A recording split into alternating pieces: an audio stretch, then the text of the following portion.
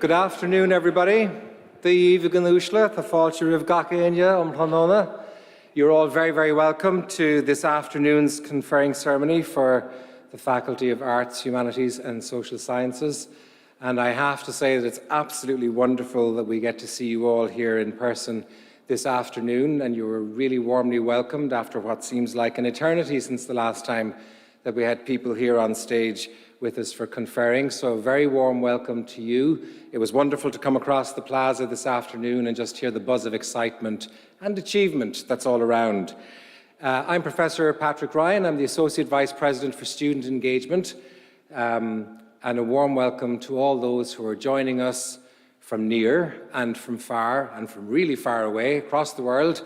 Family, friends, loved ones who all want to join with us here today. And I'm sure they're sending us a great spirit of energy, of excitement and pride as they join us here as you get your degrees awarded later on during the ceremony. The ceremony itself will commence very shortly when the President will formally convene a meeting of the University for the sole purpose of the conferring of academic awards, and she will then make a formal address of welcome. Before we get into that, some of the housekeeping rules. Can you just be aware of the nearest exit to you? That may be the door that you come in, and as an alternative, there's exits here to my left and to my right. If in the unlikely event that we do have to evacuate the concert hall, please follow the instructions of the ushers who will guide you to the nearest exit and lead you to safety. And don't congregate just immediately outside the hall. Let's get out of the building as quickly and safely as possible. Today has come about due to the work of dozens of people involved in numerous teams, from those working here in the concert hall with us, right through the people who work in the ceremonies offices and the academic registries, and of course all of the staff who are involved with you on your academic journey, some of whom you'll see here this afternoon. So I just want to acknowledge the work of the people to produce this ceremony here this afternoon. During the ceremony, we ask that you stay here, that you don't leave the hall. The ceremony will last probably about an hour and 20 minutes or so. And during the ceremony, you will be given clear instructions on when to stand, when to sit, when to move, where to move. Don't panic.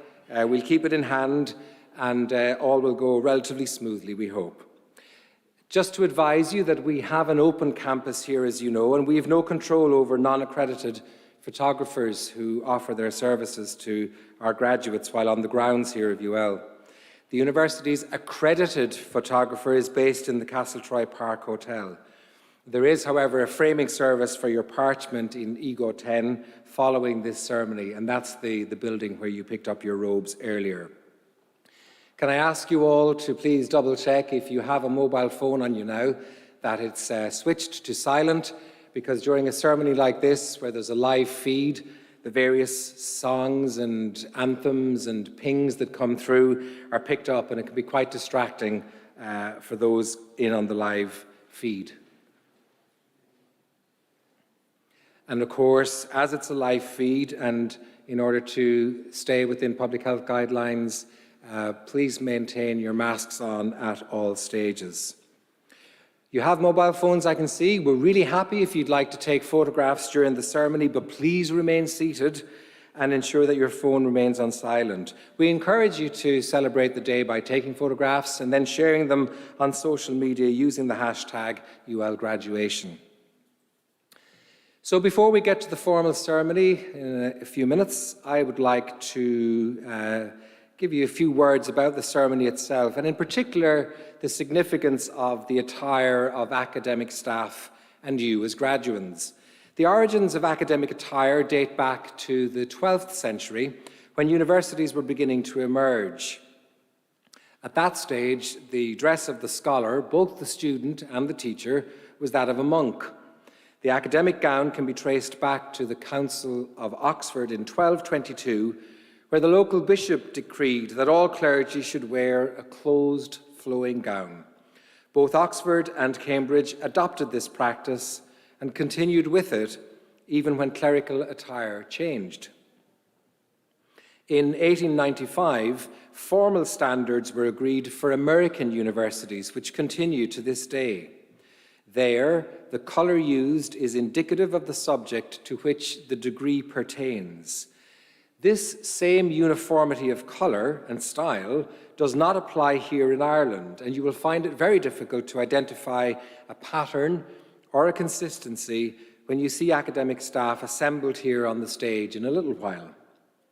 The hood was originally intended to serve as a cover for the tonsured head of a cleric, and caps came to be used at a later stage. Again, you will notice that some academics wear caps while others don't, and that depends on the custom of the particular university at which their degree was conferred. The academic procession today will be led by members of governing authority in their distinctive robes, which have great uniformity. They are followed by members of academic council and academic staff in many colours and styles. They are then followed by the vice presidents, associate vice presidents, deans, and directors. The final group in the procession will be led by the mace bearer, along with the president and the provost and deputy president. In medieval times, the mace was used as a weapon of war and was a heavy staff or club made from metal, which was originally used for breaking armour. In the 13th century France, the mace was carried by the monarch's bodyguard, and it began to acquire a ceremonial function as a symbol of secular power. The parchments that you will receive today from the President will be presented across the university mace to all graduating students after your name is called. When our ceremony is concluded, I would like to ask you to remain seated while the academic procession, led again by the mace bearer, will proceed from the concert hall. So on that note, I hope you all have an enjoyable afternoon and an enjoyable evening. And I would like to take this opportunity to congratulate you all and wish you well in your future endeavours. I'm going to leave you now and take my own place in the academic procession, and that will commence very shortly. Have a wonderful afternoon, and thank you.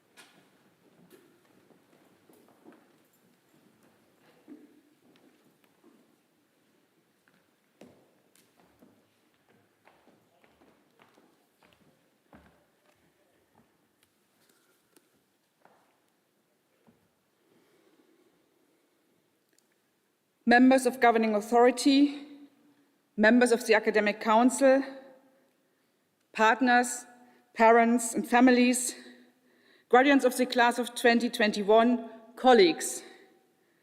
A meeting of the university is hereby convened for the purpose of conferring academic awards.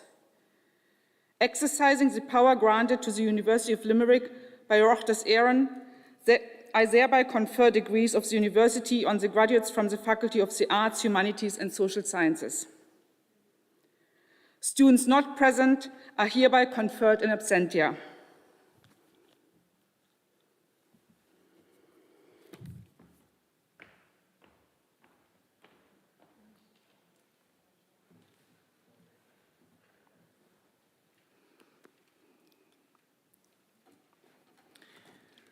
It's now my great pleasure to call upon the Executive Dean of the Faculty of Arts, Humanities and Social Sciences, Professor Shane Kilcummins, to make his address of welcome and to present the candidates for the conferring of undergraduate and taught postgraduate awards.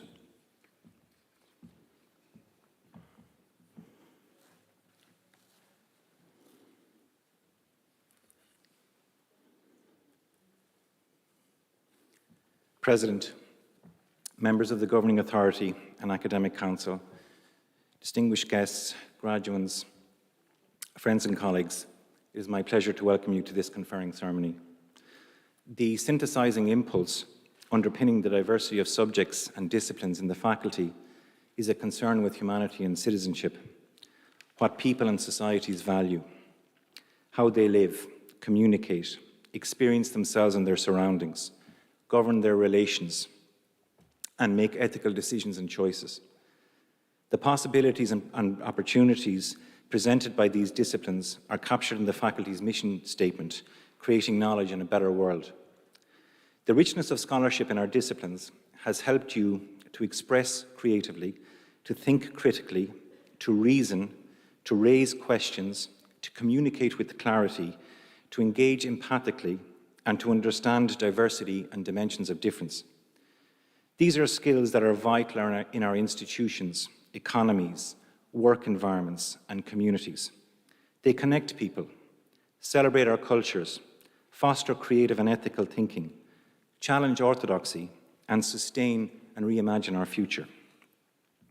This is a day of celebration for you, for your families and friends, and for the faculty here in UL who supported your work. It is a day of real significance in your life's journey, the award of a qualification from the University of Limerick. It also marks an important staging post. You successfully transitioned into university, you've also transitioned through university, and now you transition outwards and onwards in terms of your educational and professional journeys. You met new friends, encountered new subjects, perhaps developed new degrees of autonomy, independence and responsibility. The skills that you've developed on that journey mean that you are ready to enter the world of work, if you haven't already done so, or further development. You are now valued as a thinker with all of the potential that offers. Educators, performers, serious crime investigators, managers, entrepreneurs, writers, lawyers, sociologists, journalists, politicians, linguists, and leaders. The potential for good is manifest across all of your disciplines. Lawyers, for example, can ensure justice and the protection of individual rights. Our journalism media graduates can speak truth to power. Our graduates in music, song and dance have the power to bring beauty and healing to people's lives. Educators bring light, fostering critical thinking and helping others to excel. Linguists emphasize interhuman identification across cultures. Historians create linkages between past and present, an essential good in understanding the condition of being human. Creative writing helps us to preserve our humanity. Those with experience in governance understand the use of power and how decisions are made that impact on wider society. And policing brings public protection, security, prevention, peace of mind and justice. The tragic events in Tullamore last week have brought some of this home to me. If you indulge me for a moment, I would like to reveal some historical statistics to you, helping me to explain why your education in this faculty is so important. Male violence against women in society is a pernicious and pervasive form of abuse that stems from complex causal forces. There is nothing new in this. We have known for a long time. The reports and studies all reveal the same, time after time. In 2002, for example, and just using a historical example, the SAVI report found that 1 in 4 women had experienced some form of sexual abuse in their lifetime, and 1 in 5 had experienced sexual assaults as adults. Between January 1996 and the end of June 2005, again to use another historical example, 109 women were murdered in Ireland, 72 of these in their own homes. All were perpetrated by men, and almost half were perpetrated by the woman's partner or ex-partner. A survey of women attending GP surgeries in 2002, another historical example, found that 2 in 5 women who had been involved in a sexual relationship with a man had experienced violence.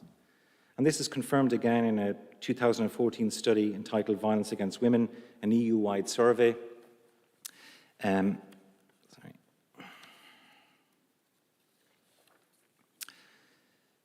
It is not just an Irish problem, it is a universal problem.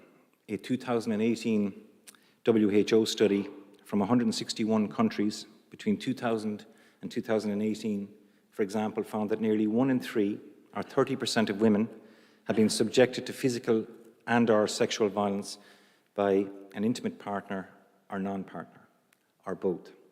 Lockdowns during COVID, and during the COVID pandemic, and its social and economic impacts have increased the exposure of women to abusive partners and known risk factors. These statistics make for somber reading, highlighting the pervasive and intractable nature of the challenge. We all have a part to play. Whilst the subjects in arts, humanities and social sciences do not have a monopoly on these issues, I believe that they will need to be at the top table in generating solutions. Those statistics I mentioned are historical facts, revealing the depth of the problem. History has this potential, raising questions about lag and the factors underpinning it. Sociology must continue to speak to causal factors, particularly the issue of gender and gender-based violence.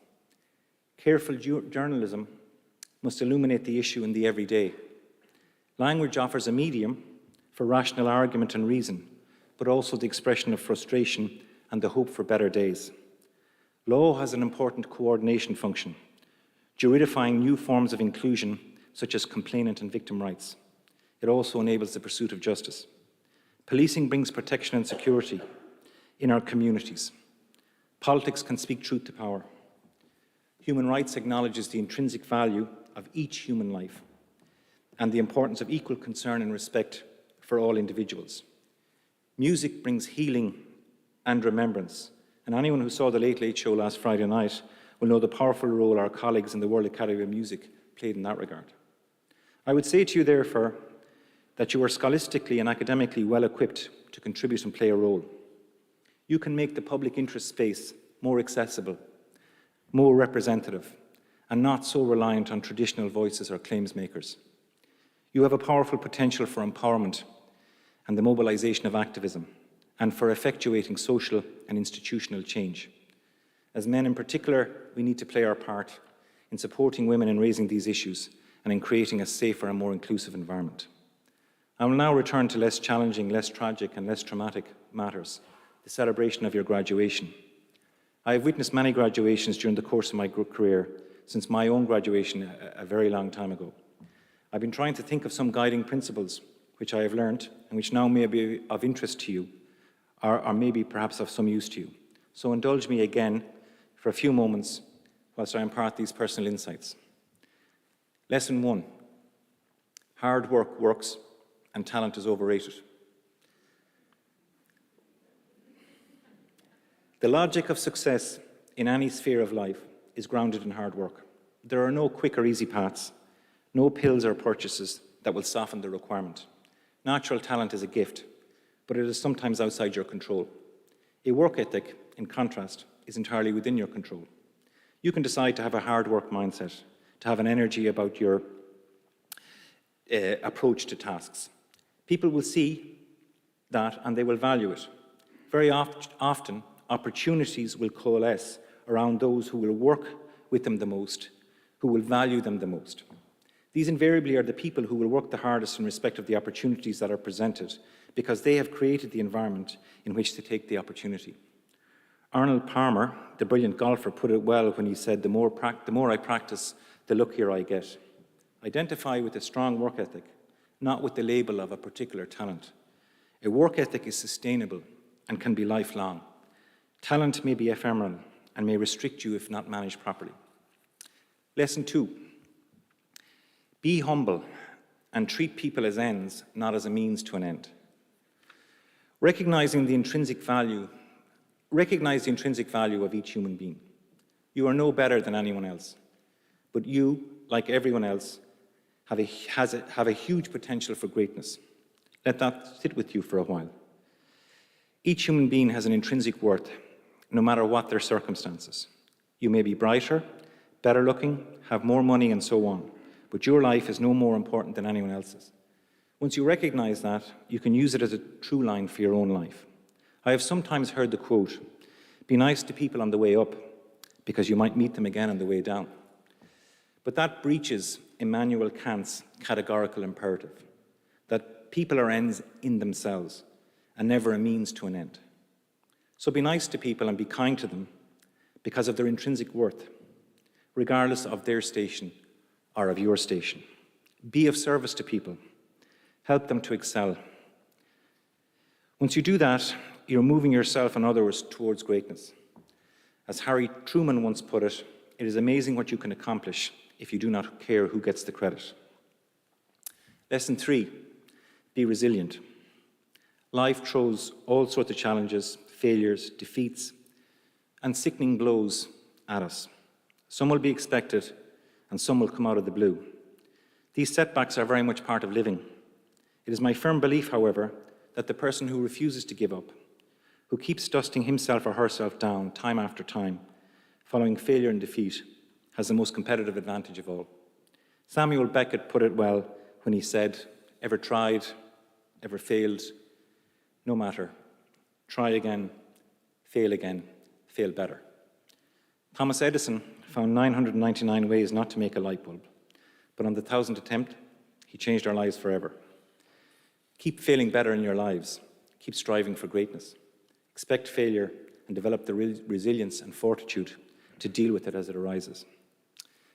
Lesson 4, and I'm nearly finished. Have courage. Where possible, try to step outside your comfort zone. This is where the real personal and professional growth will be. This is where you will reach your potential as an individual. Stepping outside your comfort zone is very difficult. It is by its very nature uncomfortable. We are all vulnerable. And it is so hard for us to step across our shadows, to stretch ourselves in open settings. It is, however, important to have a growth mindset, to strive to be the best version of yourself. I will almost finish with my favorite passage from a lecture by Theodore Roosevelt on April the 23rd, 1910. It was entitled Citizenship in a Republic, and it became known as the Man in the Arena. It is of its time and uses gendered language, but the message is very powerful, and it reads as follows. It is not the critic who counts, not the man who points out how the strong man stumbles, or how the doer of deeds could have done them better. The credit belongs to the man who is actually in the arena, whose face is marred by dust and sweat and blood, who strives valiantly, who errs, who comes short again and again, because there is no effort without error and shortcoming, but who does actually strive to do the deeds, who knows great enthusiasms, the great devotions, who spends himself in a worthy cause, who at best knows in the end the triumph of high achievement, and who at worst, if he fails, at least fails while daring greatly, so that his place shall never be with those cold and timid souls who neither know victory nor defeat. So where you can, and when you can, dare greatly. That is the extent of my guidance to you, based on all of my own previous failings. Work hard, be humble, be resilient, and dare greatly.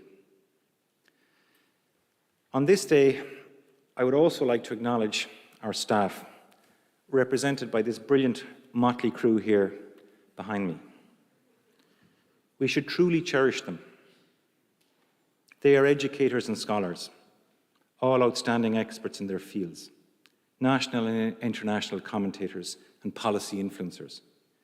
They are deeply committed to you, their students, their disciplines, and their specific areas of research excellence. They engage in such a noble pursuit, helping you to excel and engaging in knowledge exchange for the good of humanity and society. I have no doubt but that they will continue to excel, continue to inspire, continue to share, and to champion. I also have no doubt but that they will remain willfully independent and zealously generous and thoughtful.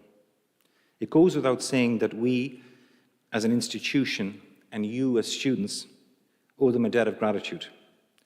But I think as a society more generally, we should also be grateful because we truly compete above our weight in Ireland, having such a gifted staff. And I think the President's perhaps put it really well today in an article in a national newspaper, and articulated better than I could in recognising the extent to which staff in Irish universities box above their weight.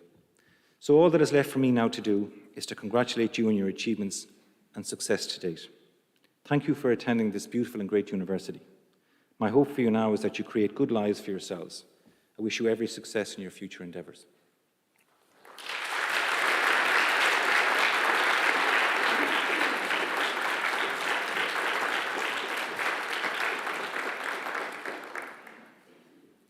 President, the Academic Council of the University has been satisfied that the following candidates are worthy to be conferred with undergraduate and postgraduate awards.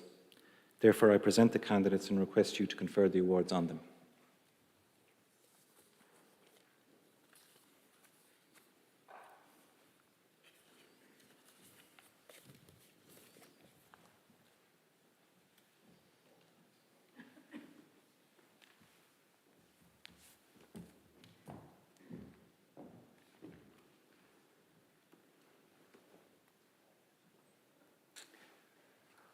It's now my pleasure to call upon Dr. Christina Moran, the Associate Dean Research for the Faculty of Arts, Humanities and Social Sciences, who will present the candidates for each award.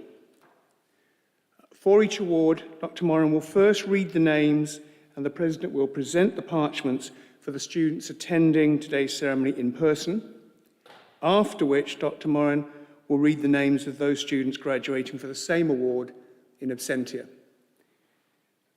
Please applaud each student attending in person as they accept their parchments. For the students who are graduating in absentia, please allow Dr. Moran to read all the names for each award in sequence and reserve your applause for the end of the block to acknowledge their achievements. So thank you all. Dr. Moran.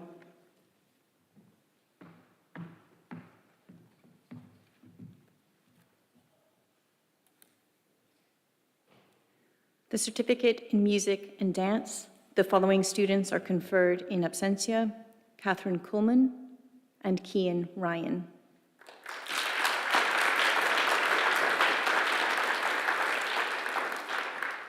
The diploma in community wellness, empowerment, leadership, and life skills, Jolene Curtin.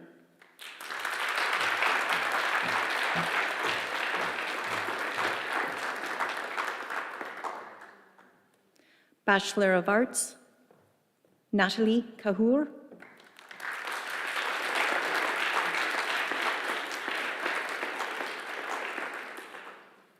Sean Griffin.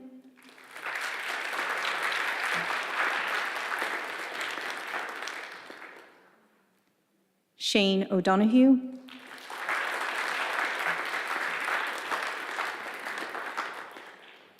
Connor Pledge.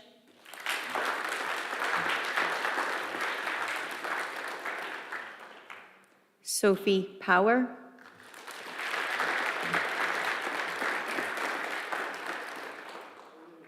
Emer Stewart Dunn.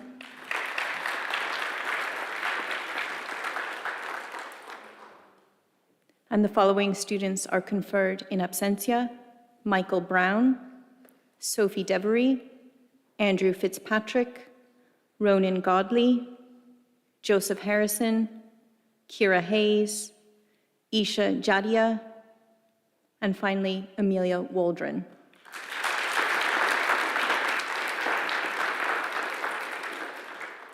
The Bachelor of Arts in Applied Languages, Sean Dunley.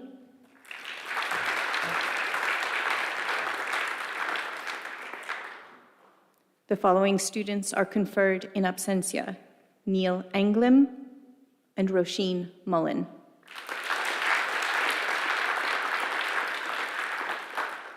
The Bachelor of Arts in Applied Policing and Criminal Justice. The following student is conferred in absentia: Connor Cronin.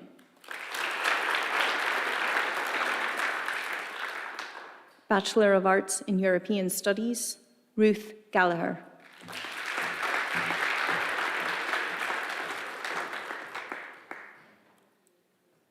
The Bachelor of Arts in Irish Music. The following students are conferred in absentia: Boadicea Francis and Ruth Elise Pepin.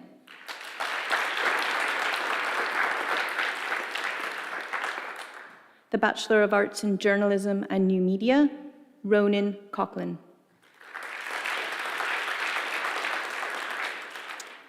The Bachelor of Arts in Voice, Emily Brophy.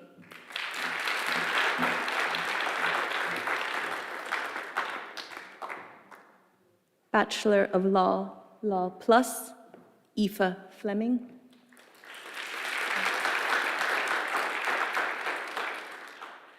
Bachelor of Laws, Anthony Downs.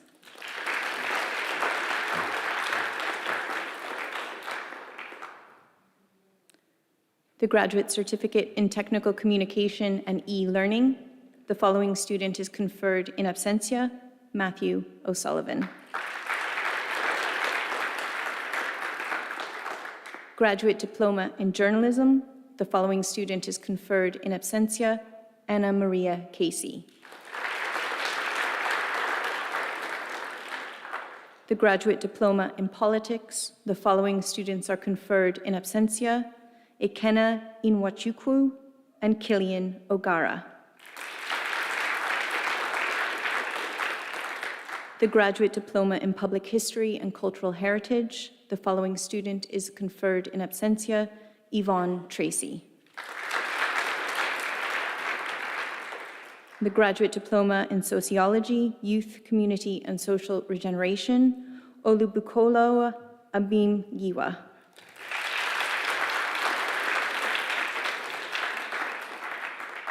The Master of Arts in Applied Linguistics International, Vanessa Bastos.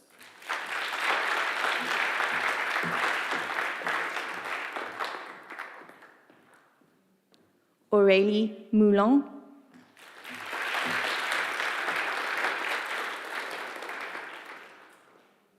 Adam O'Flynn.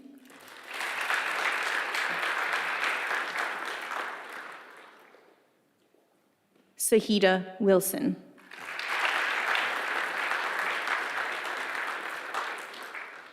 And the following students are conferred in absentia: Naomi Carson, Declan Cunney, Janice Griffin, Ursula Novacek.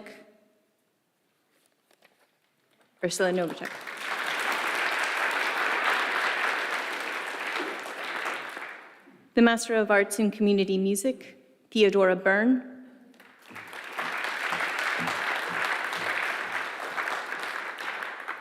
Kate Daly.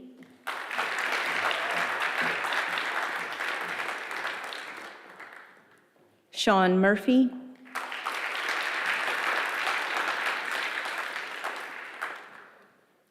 Maria O'Brien.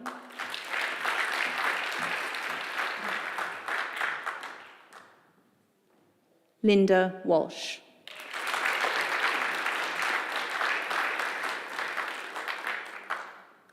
And the following students are conferred in absentia: Bonaventure Dortzu, Jane Goss, Paul Hensey, and Deirdre Scanlon.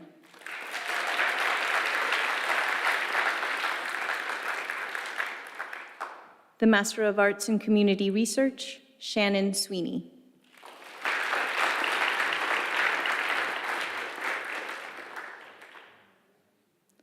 The Master of Arts in Composition and Creative Music Practice, Eileen McLaughlin.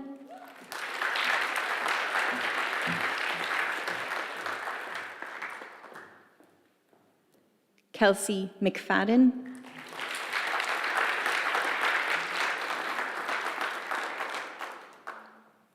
Karina Moore,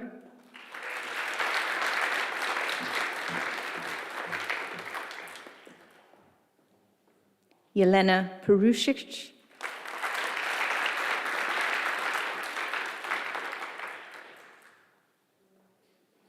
Kathy Purcell,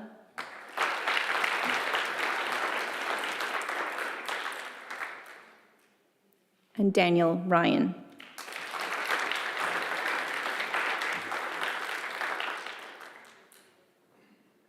The Master of Arts in Creative Writing, Anthony Hines.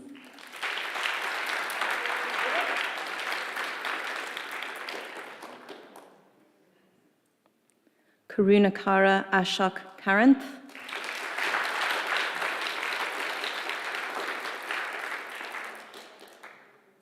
William Kohan.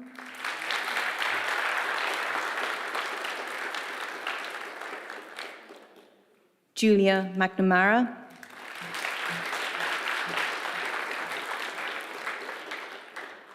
Blanid Nevin.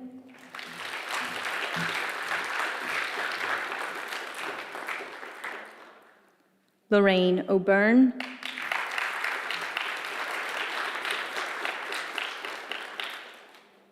Eileen Patricia O'Donoghue.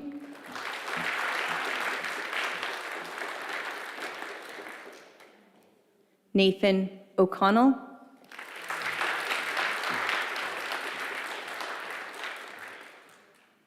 Valerie O'Connor.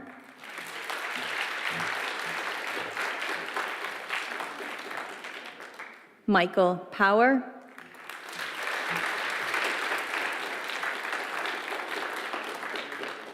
Megan Ring.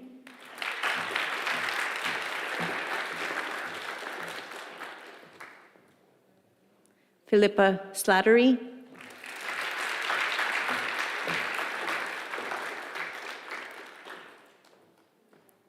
Philip Spillane.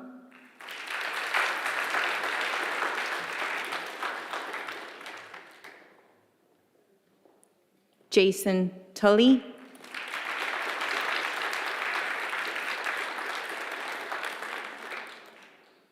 Anna Maria Zechner.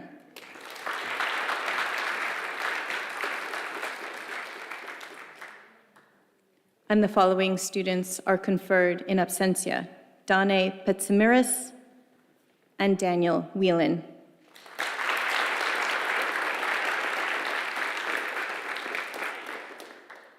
The Master of Arts in English, Brandon Collins.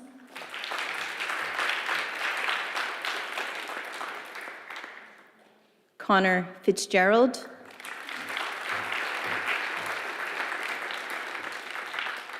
Oluwasegun Oriowo.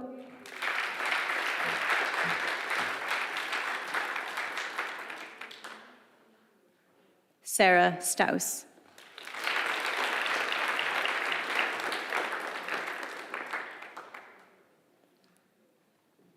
Master of Arts in Ethnochoreology. The following students are conferred in absentia: Solomon Gueravende, Deirdre Malloy, and Adam Pascal.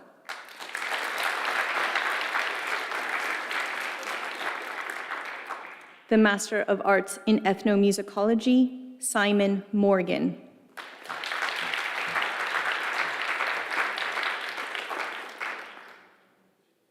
The following students are conferred in absentia: Lacey Carpenter, Alina Hassler, Gabriela Henriquez, and Xander Michael Smar.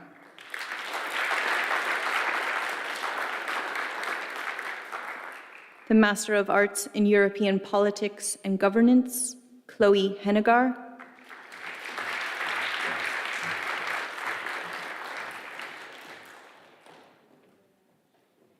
Shannon McBride.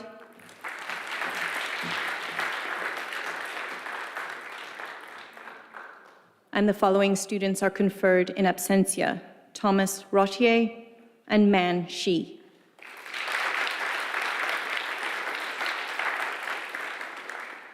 The Master of Arts in Gender, Culture and Society, Nicole Chun.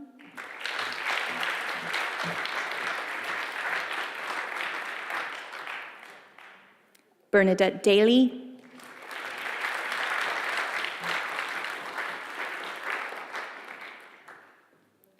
Ellen Onyango.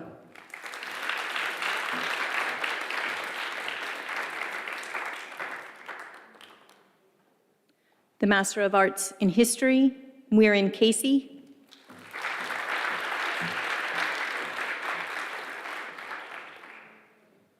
Amber Flood.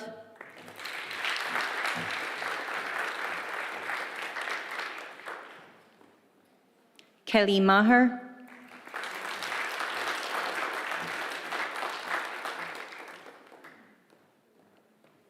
Cleena Martin.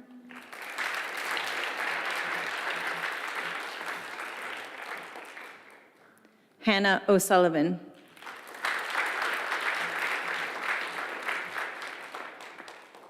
And the following student is conferred in absentia, Elizabeth Ryan.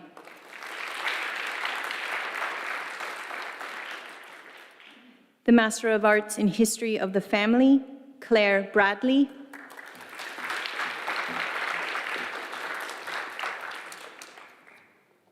Aisling Clark.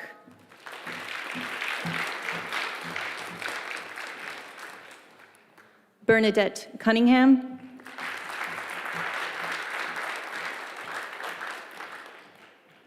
Frances Daly.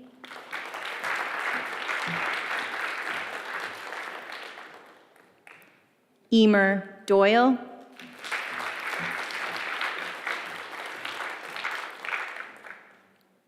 Margaret O'Connor.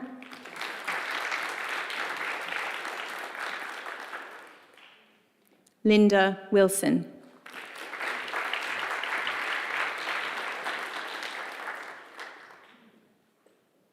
And the following students are conferred in absentia: Noreen Bracken, Simon Butterworth, Nathan Durand, and Marie-Claire Ridgard.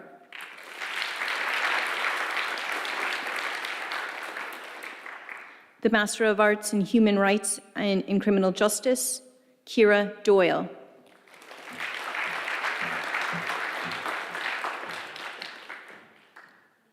Emma Edmonds.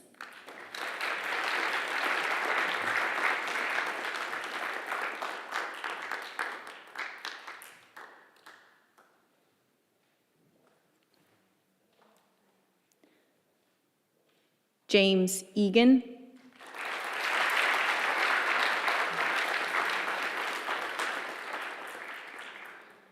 Ronan Flanagan.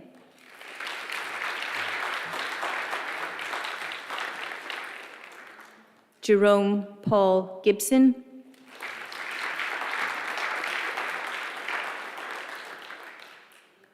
Aisling Heffernan.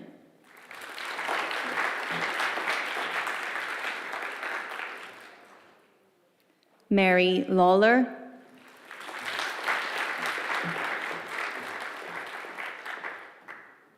Mark Malloy.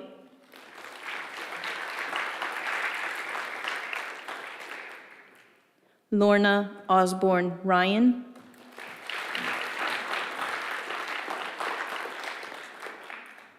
Keegan Park.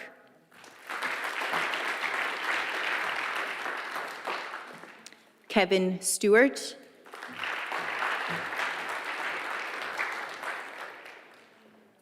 Garvin Walker.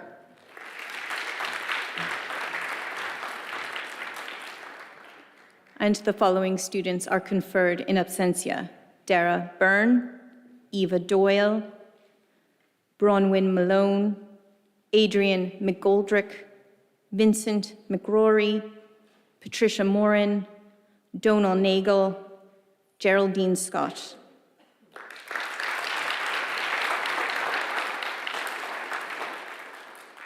The Master of Arts in International Studies, Rufina Agadagidi.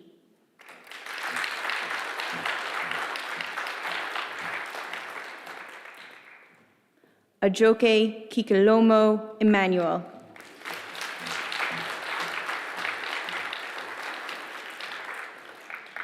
Elena Kovale.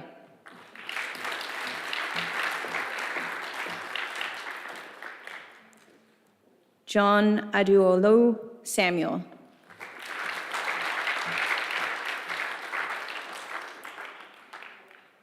Margarita Tretiakova.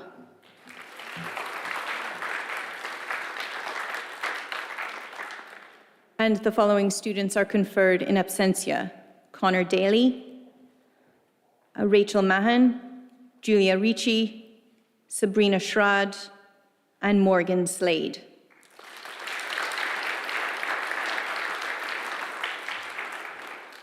The Master of Arts in Irish Dance Studies. The following students are conferred in absentia: Anna Bumler, Fernanda dos Santos Fayez, Alison Duval, Julia Glaser Onesorge, and Jessie McKenna.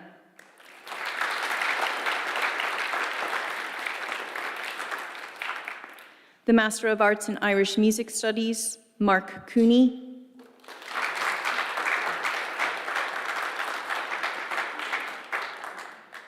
Emmanuel de Simon.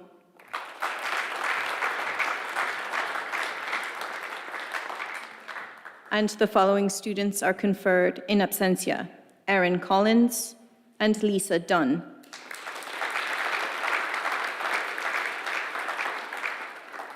The Master of Arts in Irish Traditional Music Performance. The following students are conferred in absentia: Silke Dick, Ciara McGovern, James Malloy, and Aidan O'Doul.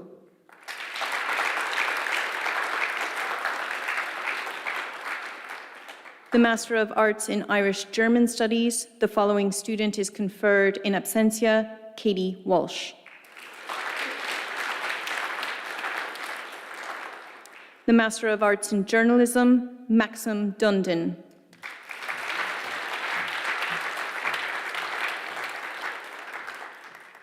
Reem El Hassani.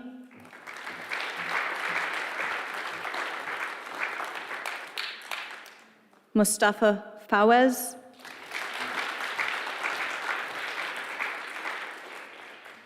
Ahenomen Godwin.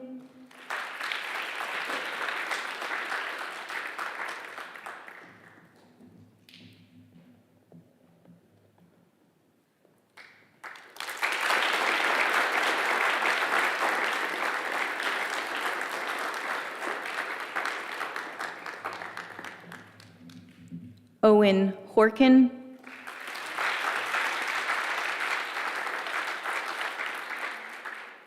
Clodagh Nagel.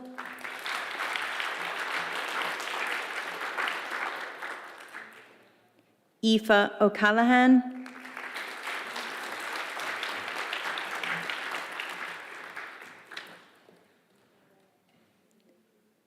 Cian O'Brien.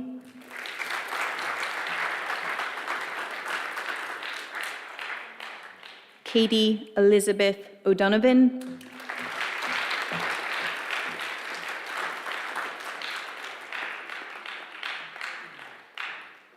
Chloe O'Keefe.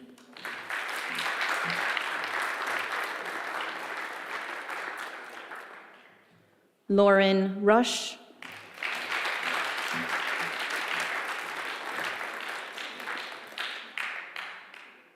Cathal Ryan.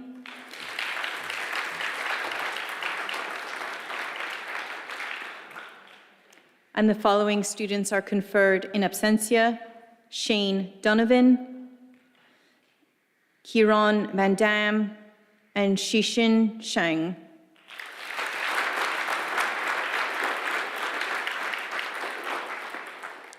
The Master of Arts in Peace and Development Studies, Roisin Cummins.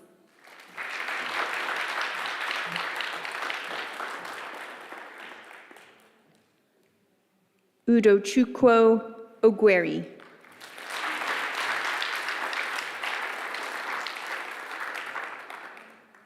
And the following students are conferred in absentia: Khalid Olatobi, Sean Dillon, Sylvanus Kabuku Lubasi,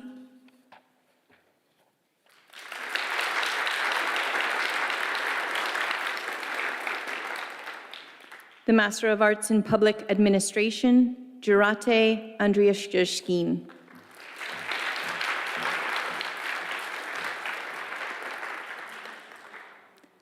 Una Grork.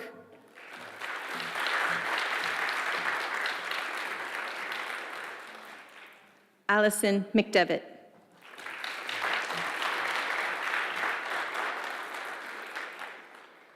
And the following student is conferred in absentia, Neil O'Brien.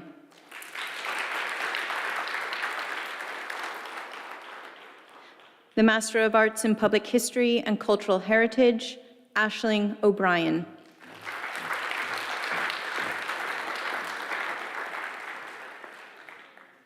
And the following students are conferred in absentia, Jane Bulfin and Darren Crow.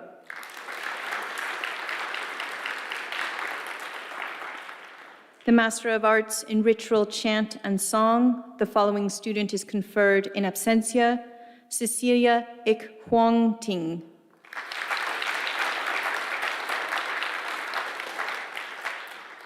The Master of Arts in Serious Crime Investigation, John Brennan.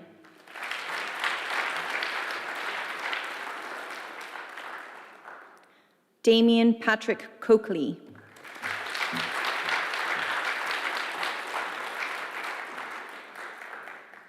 Daniel Coholan.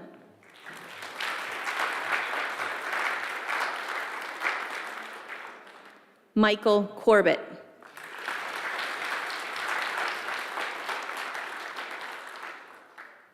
Seamus Nolan.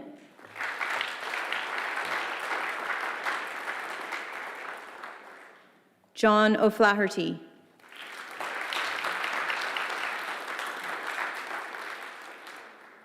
Connor O'Murku.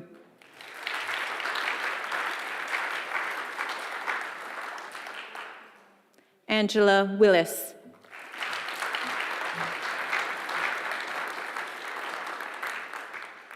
And the following students are conferred in absentia, James O'Leary and Brian Woods.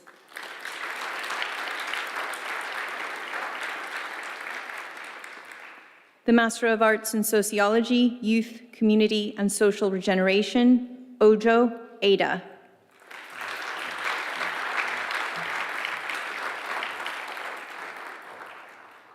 Mary Harty.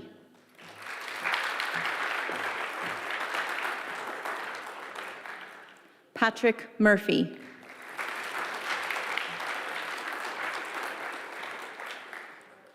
Robert Ogugu.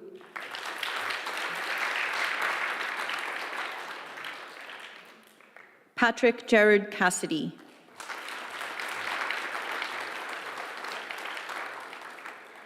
And the following students are conferred in absentia, Roisin Barron, Kalala Bakila, and Kerry Wade.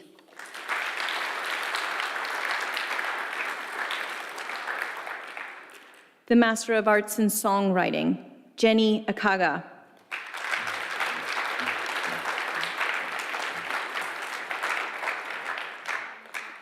Albert Baker.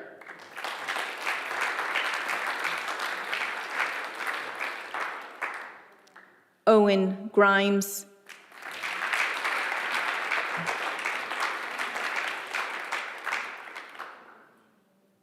Aaron Hackett.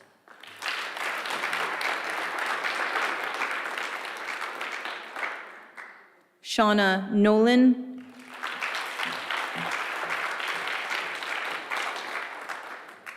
Dominic Taylor.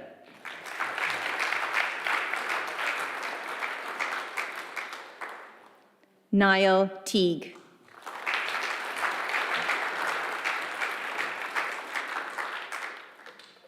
And the following student is conferred in absentia, Thomas Portman.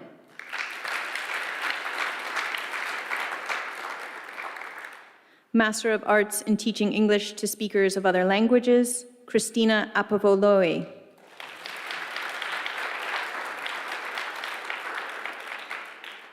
Alexander Farmello.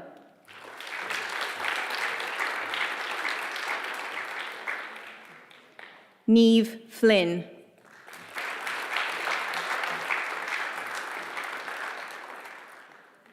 Arlene Hardiman.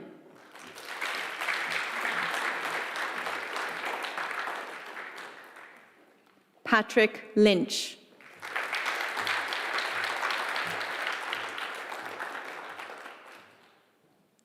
Catherine Mead.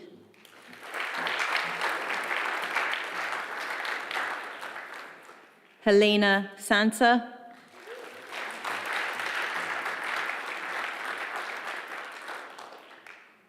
Carlo Scaglia.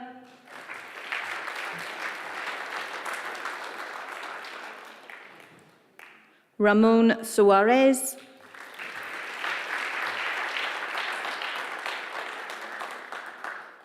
And the following students are conferred in absentia: Miriam Abernethy, Emily Griffin, Jing Han, Teritza Kaharova, Ailish Layden, George Murphy, Brian O'Rourke, Wenjing Pan, Chao Wei, Huanggang Wei, Shengying Zheng, and Ling Zhu.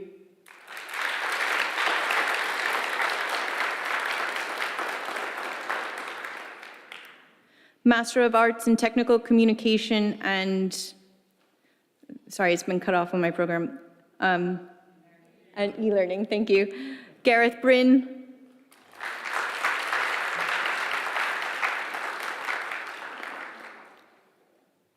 Karina Byrne.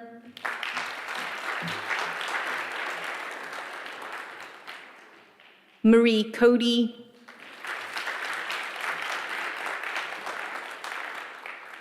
Philip Dunn.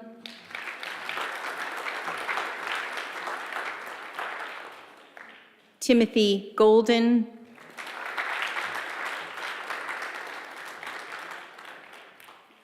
Owen Harrington.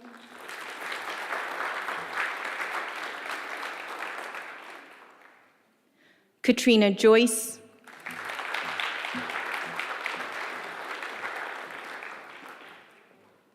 Donna Kavanagh.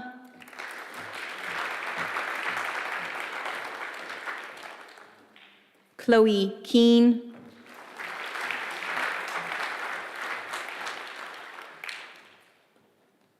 Keelan McCormick.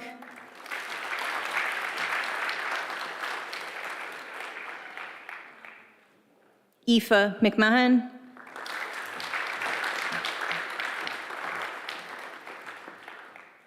Dara Maloney.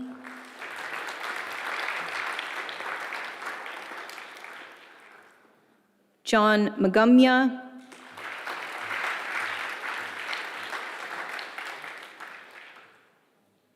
Jeffrey Murphy.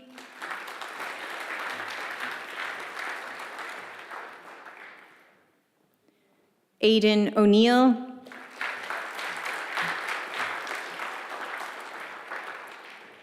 Vasudha Paliani.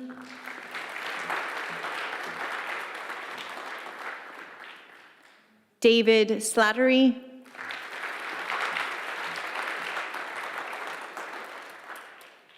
Connor Joseph Talty.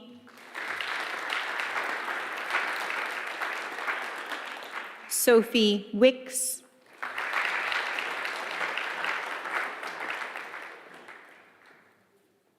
Shelley Wolfe.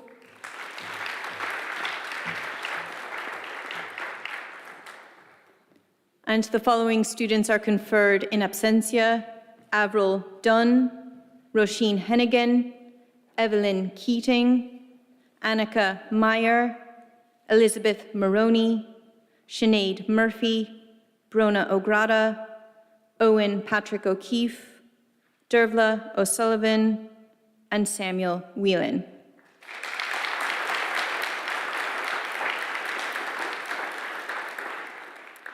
The Master of Laws General, Babajid Abikanu.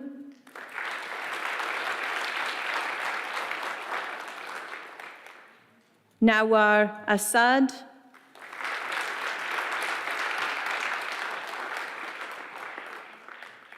Karen Burke.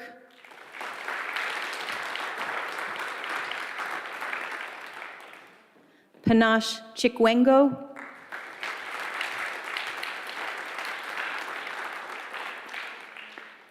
Nicola Glazer,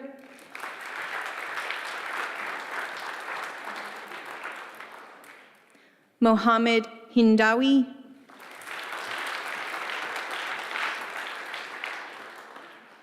Lena Kapler,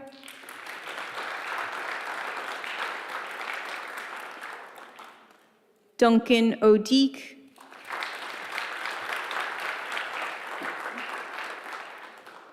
Aoife O'Donovan,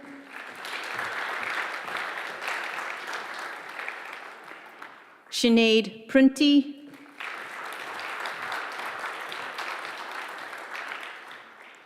Lauren Shaw.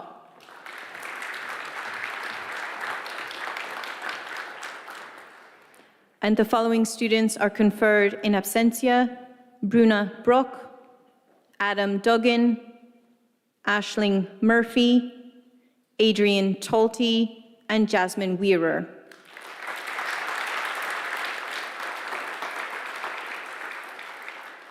The Master of Laws, Human Rights and Criminal Justice, Abrar Ahmed,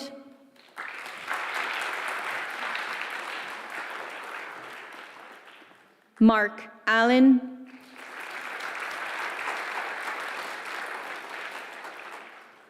Nicole Bowden,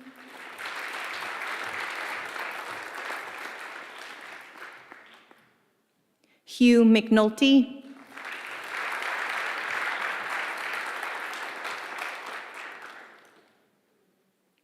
Liam McGrainer,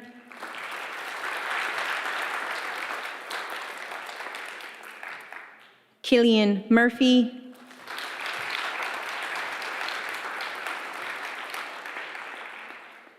David Peters,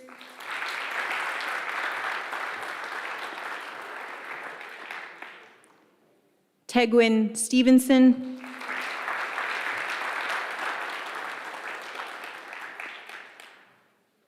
and the following students are conferred in absentia: Adrian Buckley, Mark Ferris, Shane Aidan Kelleher, David Mansfield, Niamh Marie McTague, Shane McNamara, Hugh O'Donnell, and Cathal O'Sullivan.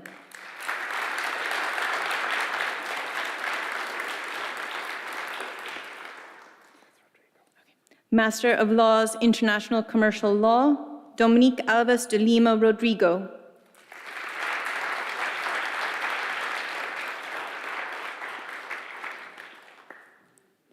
Sarah Berry.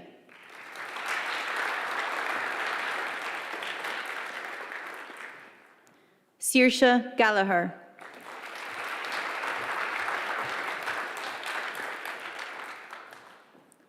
Connor Lydon.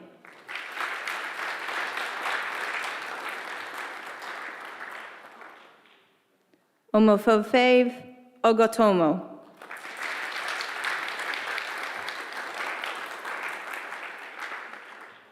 Killian O'Hurley.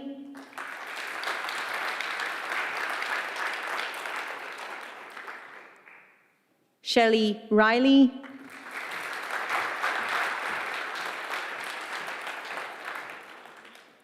Sophie Walsh.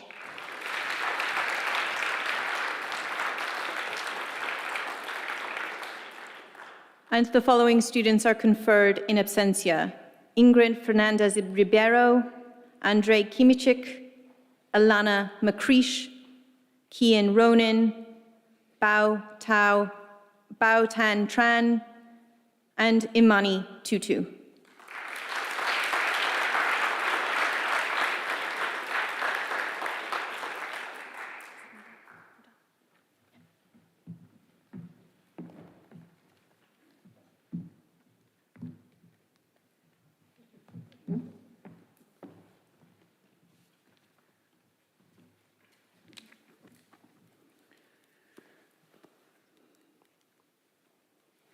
It's now my pleasure to invite the Executive Dean of the Graduate and Professional Studies, Professor Anne Edworth, to present the candidates for the award of doctoral degrees by research and thesis.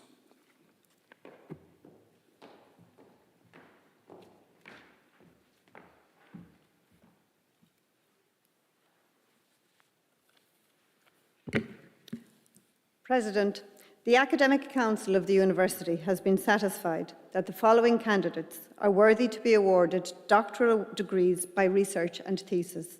Therefore, I present the candidates and request you to confer the awards on them.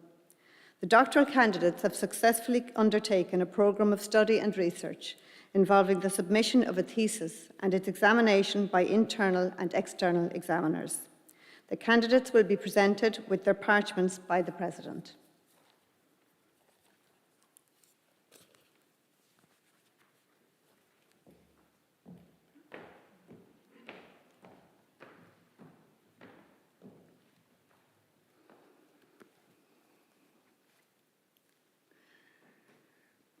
We have our first candidate, Jessica Brown.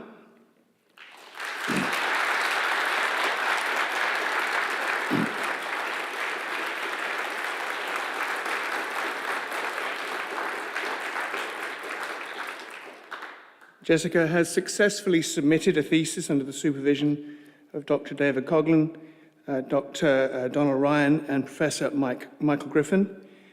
The title of Jessica's thesis is Narrative Becoming, Effective Employment, Applotment and Character Transformation in Fiction, a Novel and Critical Analysis. Jessica will now be presented with her parchment by the President.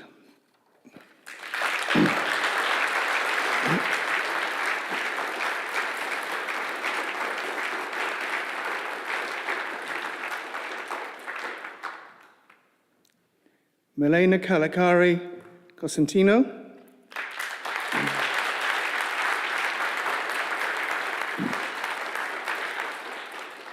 Milena has successfully submitted a thesis under the supervision of Professor Anthony Gilliott and Professor Patrick Ryan. The title of Milena's thesis is Remembering Rhodes and the Holocaust, Intergenerational Trauma, Nostalgia and Identity. Milena will now be presented with her parchment by the President.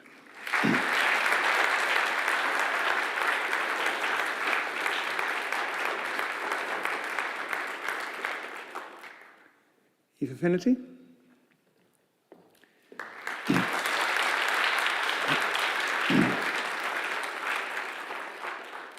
Aoife has successfully submitted a thesis under the supervision of Mr. Owen Quill. The title of Aoife's thesis is Looking East and West on Advanced Decision-Making in Pregnancy, the Pregnant Advance Directive Holder in Irish, English and New York State Law. Aoife will now be presented with her parchment by the President.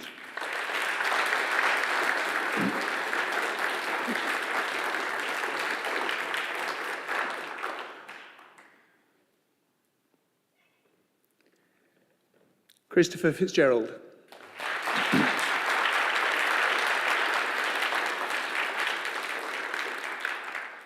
Christopher has successfully completed a thesis under the supervision of Dr. Elaine Vaughan and Professor Mairead Moriarty. The title of Christopher's thesis is The Discursive Construction of Truth Commitment in Historical Witness Testimonies.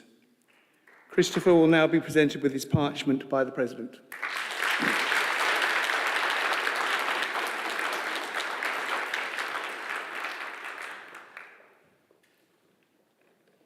Tara Giddens.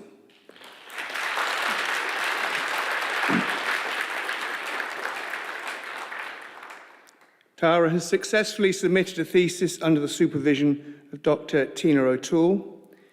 The title of Tara's thesis is Investigating the Irish New Woman, Journalists in Media and Fiction. Tara will now be presented with her parchment by the President.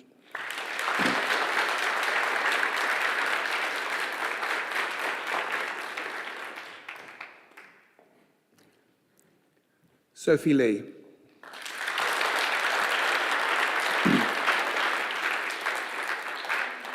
Sophie has successfully submitted a thesis under the supervision of Dr. Hilary Moss.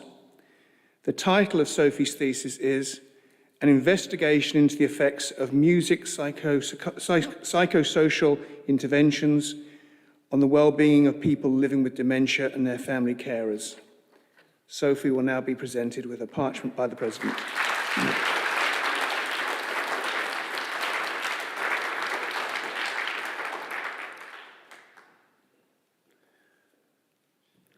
Caroline Lynch.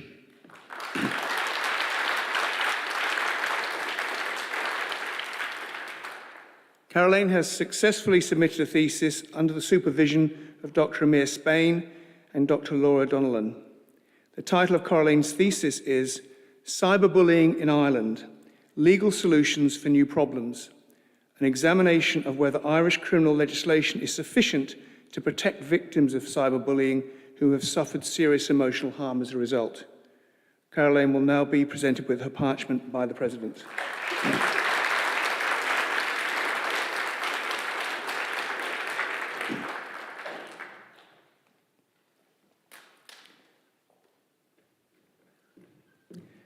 Tracy McAvenue.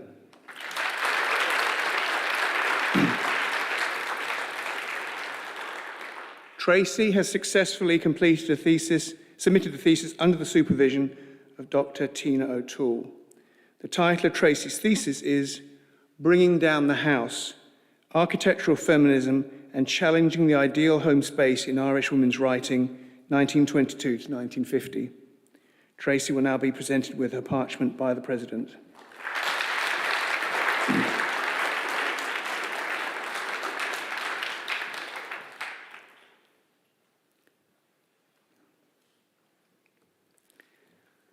Louise Ryan.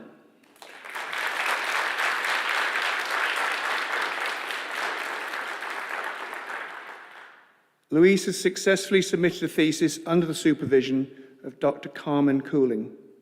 The title of Louise's thesis is A Lot of You Wanted Me to Talk About This, Examining the Role of Instagram Influencers in the Construction of Health and Fitness Authorities. Louise will now be presented with her parchment by the President.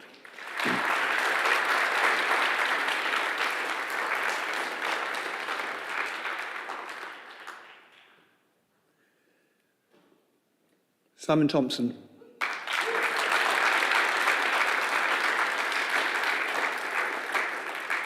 Simon has successfully submitted a thesis under the supervision of Dr. Niamh Nickagebben and Dr. Grant McClay. The title of Simon's thesis is A Practice-Based Exploration of Mask Clown and the Development of a New Pedagogy. Simon will be presented with his parchment by the President.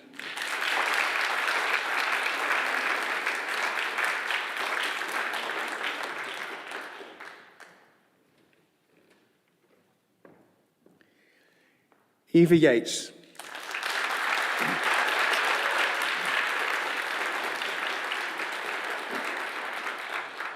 Eva has successfully completed a thesis under the supervision of Professor Margaret Harper and Professor Joseph O'Connor. The title of Eva's thesis is The Golden Comb, a Novel and Critical Analysis. Eva will now be presented with her parchment by the President.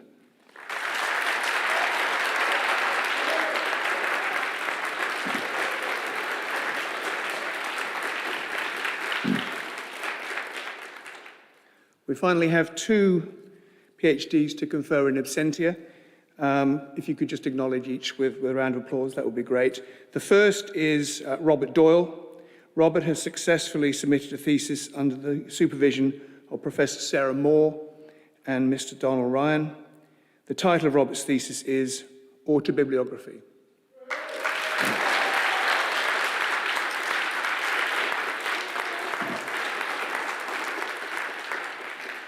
I'm sure you can hear on the live stream. Holly O'Farrell. Holly has successfully submitted a thesis under the supervision of Dr. Roberto Mazza. The title of Holly's thesis is Race, Gender and Morality, British Representation and Response to the Middle East in the Exhibition Space, 1850 to 1932.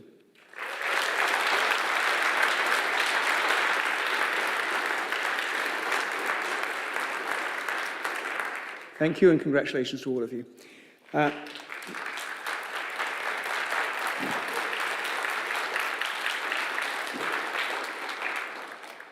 now call on our President, Professor Kirsten May, to deliver her conferring address.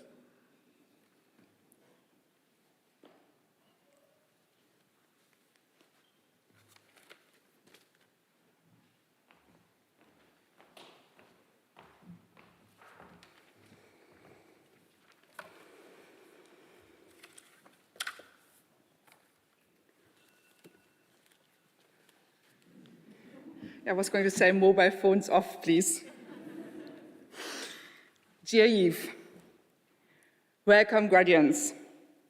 It has taken 2 years for us to say that in person, but I'm very delighted to be able to say it to you finally here and now. Today is a Red Letter Day for University of Limerick and the day that we mark in celebration of your academic success.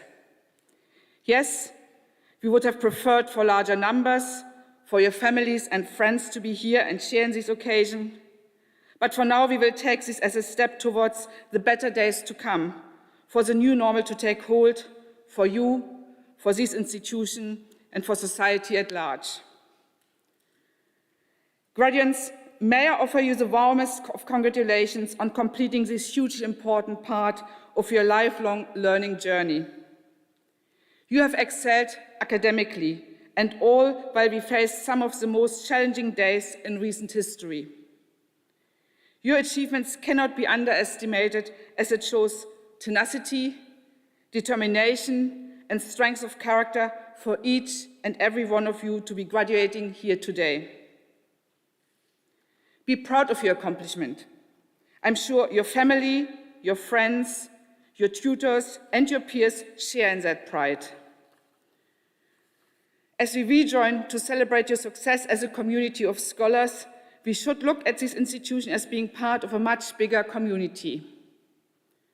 UL is an anchor in the local community, a major educator and knowledge creator, a very significant employer, and an agent of change.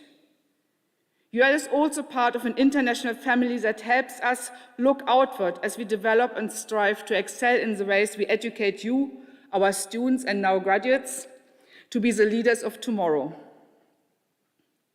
It may not feel like it at the moment, but life moves fast, and we see members of this UL graduate family every year who sat where you sit now and who are now leading in their fields, innovating, driving positive change, and inspiring others around them every day. All of that potential is now yours for grasping. Over the last 2 years, all of us had to deal with significant disruption and challenge to our lives, our work, our education, and our research. We are now thankfully emerging from the clutches of a devastating pandemic, one that will leave many scars. However, let us not forget that we fought the pandemic on the front lines through research, advances in medicine, but most of all, through the determination and solidarity of our communities. As we enter into our third year of living with COVID-19, the importance and resilience of the higher education sector has never been more evident.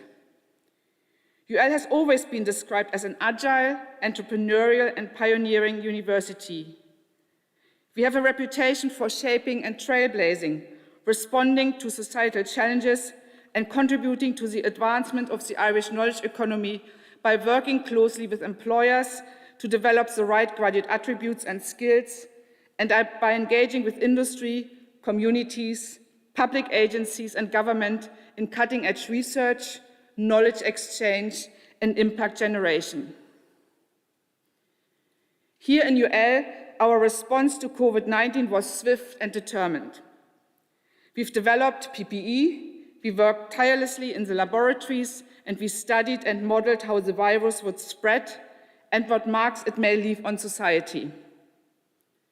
We moved our entire teaching and learning infrastructure online within weeks. That is 3,000 modules and the efforts of over 1,800 staff and over 17,000 students. We contact traced, we cared for those infected, and we assisted in their recovery. It has no doubt taken a toll on all of us, but in another way, it has shown the vital role of universities in our world and offered us opportunities to do things differently. You can reflect on a period as a student and now graduate where you got a different learning experience, which came with different challenges compared to learning through focused face-to-face delivery. With the payment of student contributions and course fees more generally, a view is growing that universities are mere service providers, contracted to deliver a set menu of easily digestible content and certified skills. Contrary to such a rather consumerist attitude, learning requires the proactive engagement and co-creation by students. It is a process of making and becoming for everyone involved in it. The coronavirus pandemic has catalyzed a monumental shift to virtual and hybrid learning for the entire global higher education sector. While this transition has come with challenges to established ways of developing, imparting, and assessing knowledge and skills, it has opened up new opportunities to facilitate learning and engagement, to make accessible insights and a diversity of perspectives, for sharing expertise and experience across geographic and institutional boundaries. We must seize these opportunities and transform tertiary education now to safeguard the resilience of the sector and its ability to meet the challenges of tomorrow. We have welcomed the establishment of the new Technological University of the Shannon Midlands Midwest here in the region and continue to collaborate with our colleagues in TUS-MM and Mary Immaculate College. However, there is little point in creating new universities without funding all higher education institutions sufficiently to enable them to act as societal change engines. Lack of adequate funding is pushing Irish universities down the international rankings as we struggle to compete with the resources afforded to many of our global university partners. And while we welcome the clear value signal that government made with the establishment of the Minister and Department of Further and Higher Education, Research, Innovation and Science, what we need now are the resources to support the extraordinary talent already in place in Irish universities and to welcome significantly more students every year through this decade as a result of continuous demographic growth and widening access to higher education. It has always been our policy in UL to enhance access and to put respective pathways in place so that everyone who could go to university does go to university. But what do we do when we simply no longer have the space or the right learning environment to meet the needs of our diversifying student community, or the adequate means to advance research? Talent is Ireland's treasure and a key resource for its shared prosperity, and we must nurture diverse talents. Furthering and safeguarding inclusion, diversity and equality through higher education and advanced research are vital for the thriving of our communities. We must realize the opportunity to build on what we have learned from blended and online delivery over the past 2 years. We must reimagine university education to engender continuous re- and upskilling, to enable a life-wide learning approach aligned to the major transformation of the world of work and the ways we live. Universities have to be a space of creative thinking and critical reflection, a space for experimentation and calculated risk-taking, underpinned by academic freedom and the freedom of expression, where divergent views and alternative futures can be explored and disruptive innovation happens. Universities play an important part in addressing planetary health and climate change, in challenging unsustainable economic growth models and social justice. Universities have to be a place where new value propositions, scientific models, creative practices, and social technologies are being piloted and tested. Considerations for the future of education have to focus on growing a sense of interrelatedness between individuals and the community, between the local and the global. The remodeling of university education to support learning throughout the lifespan and advanced inquiry has to go hand in glove with the reform of its funding model, enhanced investment into its research infrastructure, capacity and capability building, and a governance approach that is built on partnership.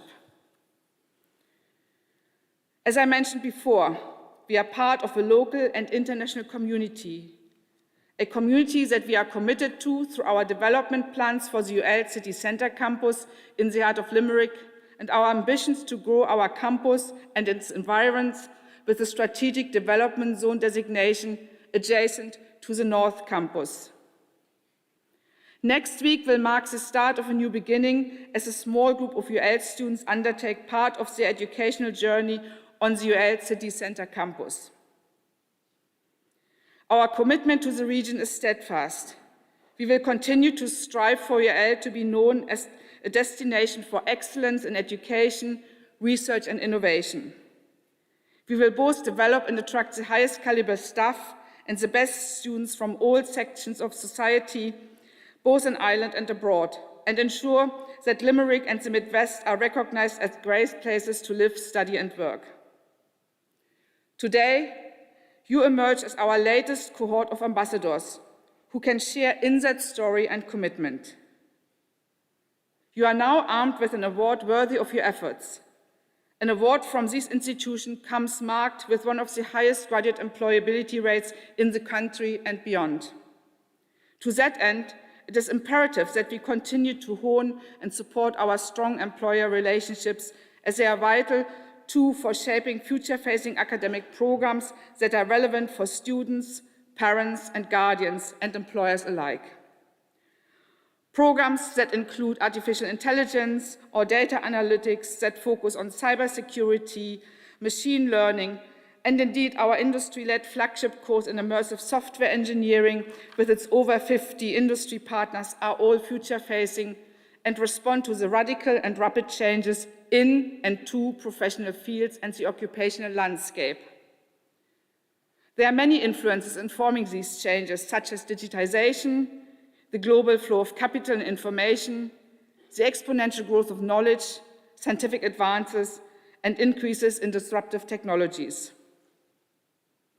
And just as you are prepared now to face your next challenge, we are prepared in furthering our approach to innovation, to advanced research, and increasing our knowledge exchange in sustainable ways. We will do this through collaborations with other academic institutions, nationally and internationally, with business and industry, with government and with communities. It is a journey, just like yours, and one that we know our paths will cross again in the future.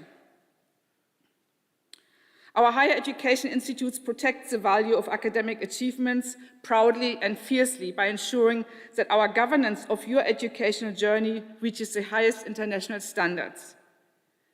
We stand firm against any dilution of educational standards to ensure that you can use your degree confidently and proudly in the knowledge that is an unquestionable statement of ability, attainment, and academic integrity. Today, you join a global alumni community from UL of more than 110,000 graduates who are shaping the world we live in. For some of you, your steps on this pathway of formal education will end here for now, and you will become dynamic and more informed members of the workforce. For others, you will stay on this path of knowledge acquisition and exchange and take your studies onwards. For all of you, the achievement of graduating today has been hard-earned through dedication and focus, persistent and some degree of self-sacrifice. You have been helped on your journey to this point by a network of supporters. And now, graduates, take a moment to thank your parents and guardians, your partners and family, your friends and supporters, as well as the members of UL, lecturers, academic and technical support staff, and administrators, all of whom are very proud of your accomplishments. And you may show your appreciation of their support by clapping or by tossing your cups in the air.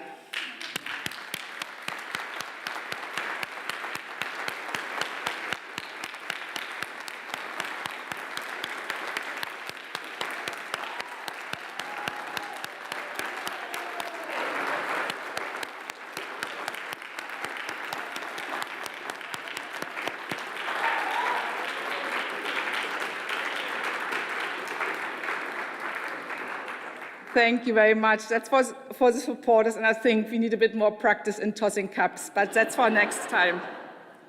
Back to you, the graduates. As I said, determination, hard work, and perseverance will always bring success, and your dean talked about that as well. And now you're equipped with the skill set and the tools to overcome challenges and to succeed. Be cognizant of your own self-worth, your growth potential, and your ability to achieve, and crucially, determine what success means for you. Savor the short-term accomplishments, but be mindful of your long-term aspirations and fulfillment, professionally and personally. And all the while, think carefully about your priorities and about what you can give to others and how you can impact the communities you live and work in. Today, as University of Limerick President, I can proudly stand before you and end by wishing you the very best for the future, safe in the knowledge that when life does become uncertain, you will always find comfort and sustenance from the achievements that we mark in your graduation here today. Feel tall, be proud, savor and relish the achievement of today, and go out into the world to make a change. Many congratulations and thank you very much. Cohordegas Argos Goma, Gorov Mila Maragat.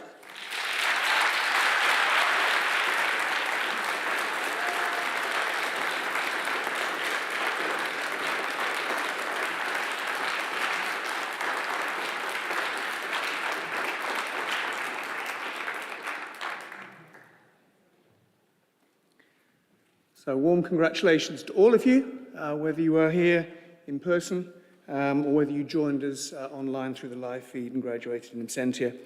The ceremony is now formally concluded. Could I ask graduates, could you just remain in your seats while the platform party leaves the auditorium, and then the ushers will advise you which exit to use. Okay, thank you very much, and thank you for coming.